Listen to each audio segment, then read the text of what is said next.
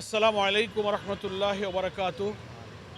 গণমাধ্যমের সুযোগে আমি দেশবাসীকে সালাম জানাচ্ছি এবং আমাদের অত্যন্ত বরেণ্য দেশের একজন প্রখ্যাত বিচারপতি,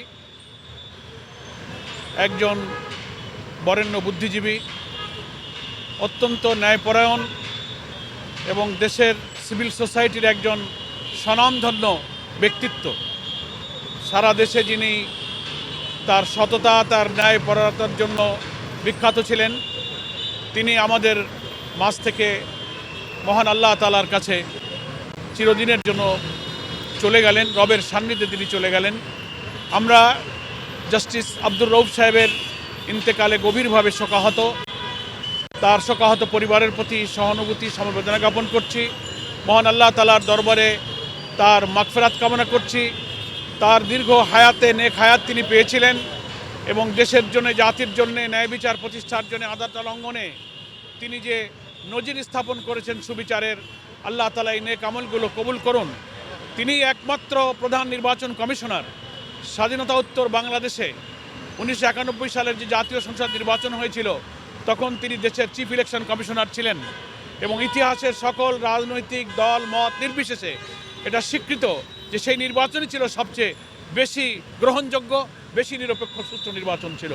সেই সততা নিরপেক্ষতার পরিচয় দিয়ে তিনি জাতির কাছে একটা অনন্য অবদান তিনি রেখে গেছেন। তিনি সকলের সাথে অত্যন্ত সাবলীল, সদাচরণ এবং সব মানুষের সাথে তিনি মিশতেন। জাতীয় শিশু কিশোর সংগঠন ফুলকুড়ির তিনি ছিলেন প্রধান উপদেষ্টা।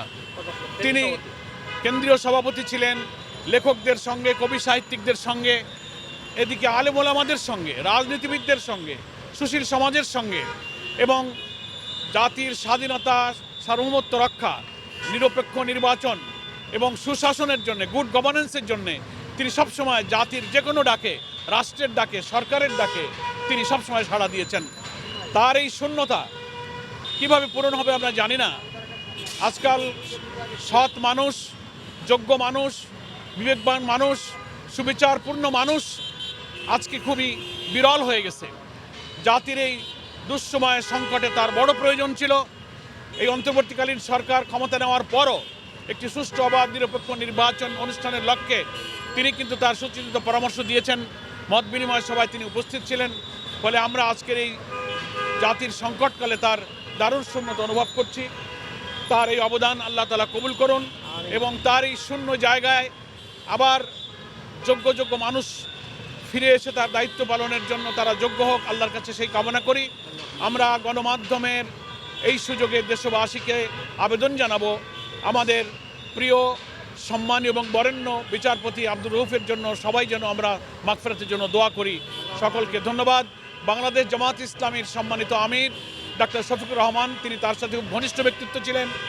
তিনি তার জন্য মাগফিরাত কামনা করেছেন এবং দোয়া জানিয়েছেন, তার পরিবারের প্রতি সহানুভূতি জানিয়েছেন।